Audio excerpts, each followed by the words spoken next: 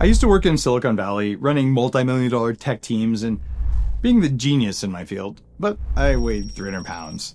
And I tried every diet you could think of. I became a devout vegan because I thought it was the ultimate path to health. And I still felt like shit. My brain was foggy, I'd forget basic things right in the middle of a meeting, and I woke up exhausted no matter how healthy I ate. And for years, I thought it was just food that was the problem, until I realized I was chasing the wrong solution. The truth is, you're not living in the same world your biology was designed for. That single realization really did change everything for me. Today, I'm going to show you why even a perfect diet might still leave you feeling like garbage and what you can do about it. Everyone thinks that food fixes everything, or maybe food and exercise, but that's not what it's all about. So you clean up your diet. No seed oils, no processed sugar, organic everything. You meal prep, you track your macros, you even brag about how clean your plate looks on Instagram. But you still have low energy, brain fog, inflammation, muffin top, and you can't explain it. I've seen this over and over, even in my own life.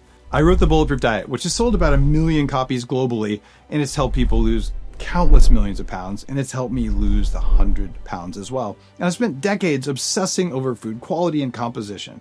I mean, I literally built a global movement around food quality.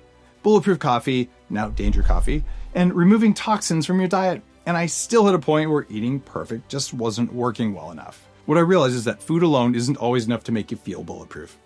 The real reason you still feel like shit might have nothing to do with your plate. It's the invisible factors in your environment that sabotage your biology no matter how well you eat. There are biological disruptors in your daily life that make a perfect diet just about useless, but still better than a crappy diet. Those disruptors silently wreck your biology, but you can't see, taste, or usually even smell them. These disruptors stop your body from absorbing nutrients, they damage your gut lining, and they slow down your detox pathways. So whatever healthy stuff you are eating, your body's just wasting it. Food fuels the body, but your environment determines whether that fuel even reaches your cells. One of the biggest biological disruptors we're dealing with right now is EMFs, or electromagnetic fields. These are coming from your phone, your Wi-Fi, your smart home devices, and lots of things in our lives. This could be one reason why brain fog hits you with no apparent explanation.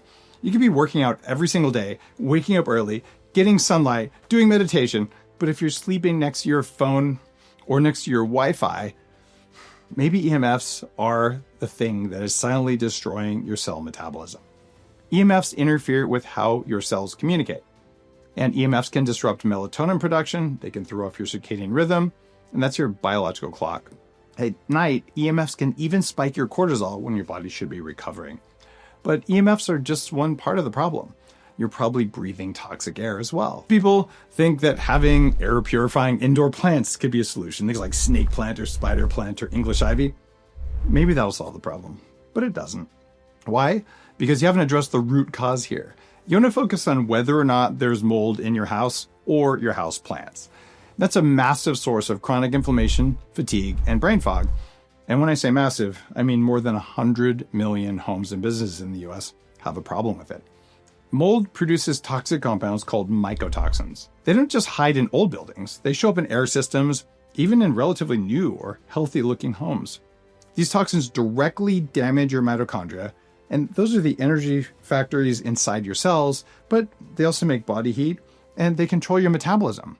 And that's why it's time to start auditing your environment. You want to do two things here, and it involves cleaning your home.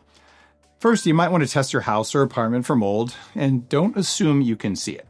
The most dangerous types are often hidden inside walls, behind drywall, and in HVAC systems. You want to keep your indoor humidity to around 50% and consider running a HEPA air filter to reduce airborne spores and dust.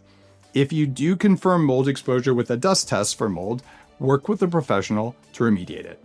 Reducing EMFs can also be a big challenge. Most people think that it simply means spending less time on your phone, but what you want to do is become intentional. Don't sleep next to your phone unless it's in airplane mode. Better yet, turn it off completely.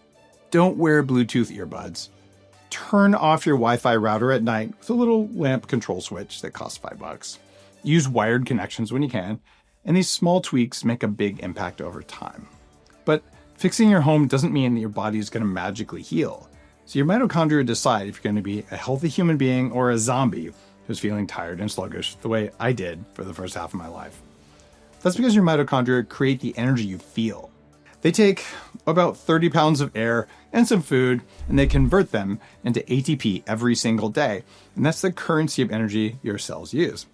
Most people know that 90% of your body's energy comes from mitochondria, and sometimes even more. Years of EMFs and mold exposure will damage your mitochondrial membranes, which means that they don't do a good job of making ATP. And EMFs in particular interfere with something called a voltage-gated calcium channel, which is inside your cell membrane. And what that means is that when EMFs hit the membrane, it makes a small amount of voltage. Voltage causes an influx of calcium, which causes the cell to swell up so that it can't make energy as well. It's directly stressful on mitochondria. It can trigger oxidative damage. And this is confirmed by dozens and dozens of studies, none of them funded by the Wi-Fi or mobile phone industries. Who would have thought? So maybe you're not low on nutrients. Maybe your cells are just overloaded with toxins and their membranes aren't working because of the things that are next to your bed. On top of that, your body's burning through antioxidants and minerals and B vitamins just trying to stay balanced. And that nutrient depletion happens no matter how well you eat. That's why the next step is to detox your body so your mitochondria can work like they're supposed to. And you're going to do that by using the largest organ in your body and sweating it out. That's right, your skin is one of the safest, fastest exits for toxins. Infrared saunas are my go-to because they penetrate deep and they mobilize toxins stored in fat tissue better than any other kind of sauna. But if you don't have access to an infrared sauna, hot yoga or even walking in the sun until you break a sweat can start the process. At the same time, you need to capture toxins in your gut so your body doesn't just reabsorb them when infrared light causes them to be released. And you do this by consuming binders. Binders are supplements that are like tiny magnets for toxins. When your liver processes toxins, it pushes them into your gut via your biliary system so that you can get rid of them. Problem is, your body will reabsorb those toxins as it makes good use of that bile. Binders trap the toxins in your gut and flush them and the dirty bile out through your stool before it can re-enter your bloodstream.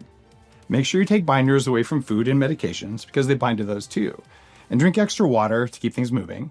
Some binders I recommend are activated charcoal, bentonite clay, and modified citrus pectin.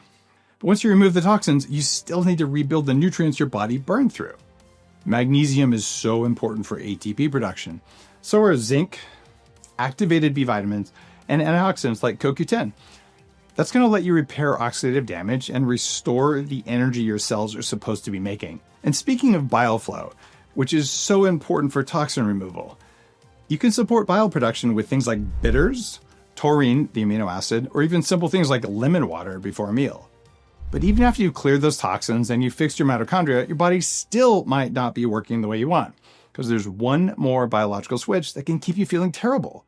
This biological system is the one that controls digestion and inflammation and detox and healing. And when you're living in a toxic environment, that system locks your body in fight or flight mode. In that mode, digestion and repair just don't work the way they could. Then you get blood sugar swings, and you don't sleep as well. And anxiety feels like your default setting. See, shallow breathing, doom scrolling, mold exposure, they all tell your body you're not safe. When your body doesn't feel safe, it disrupts your circadian rhythm and it releases cortisol at night when you shouldn't have stress hormones. When your nervous system thinks you're running from a predator, it's not going to prioritize digestion or absorbing nutrients or sleeping. So most people just try journaling or positive thinking. But yeah, mindset is great. I write books about it, but it's not enough by itself because your body still feels under attack, not from a mental level, but from a sensory, from a cellular level. When your nervous system can't shift back into rest and digest mode, then you have slower digestion, your detox pathways stop working, and your hormones become chaotic. So then you got bloating by noon, an afternoon crash, muffin top, and you wake up feeling like you didn't sleep at all, no matter how much you sleep. And until your body feels safe at a cellular level, it's not going to heal. That's why you want to rewire your stress response and reset your circadian rhythm so your body knows it's safe to heal. The fastest way to do this is in the definition of biohacking. You change the environment around you and inside of you so you have control of your state. You're going to use your environment as a tool. Get natural sunlight in your eyes within 30 minutes of waking.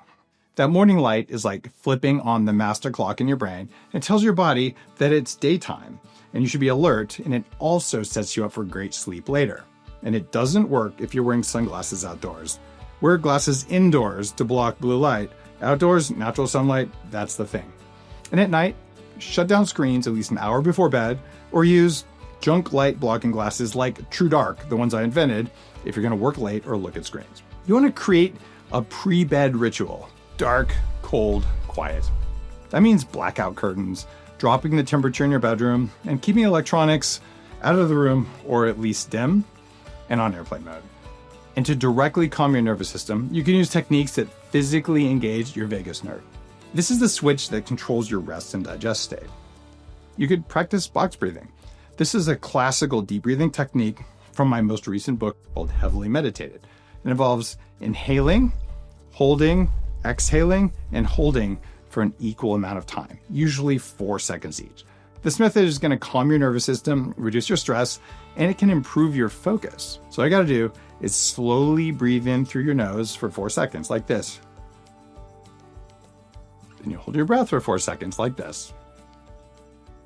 And then breathe out slowly for 4 seconds, like that. And then you hold it empty for 4 more seconds. Do that 3, 4, or more times, and watch what happens to your nervous system. Just repeat that cycle until you're chill. When you eat, slow down. You want to make sure you actually chew your food. Take a breath between bites, and do your best to not be stressed by looking at stressful content. And better yet, spend some time with a friend or a family member. Put your body in a parasympathetic resting state before you take that first forkful. This is why most cultures will tell you sit down, take a deep breath, and have some gratitude for your food. Bless it. Do whatever you need to do. Because eating on the go, eating while scrolling, eating while fighting, if your body thinks it's a battle, it's not going to digest. And gratitude, relaxation, and just telling yourself the world's awesome before you take that bite, it changes your state. So when you reset your nervous system and your circadian rhythm, your body will stop living in survival mode and it'll turn into thrival mode. And that's when digestion improves, your detox pathways reopen, and your body can actually use those nutrients from that diet that you spent so much time and money on. And that's when food becomes medicine.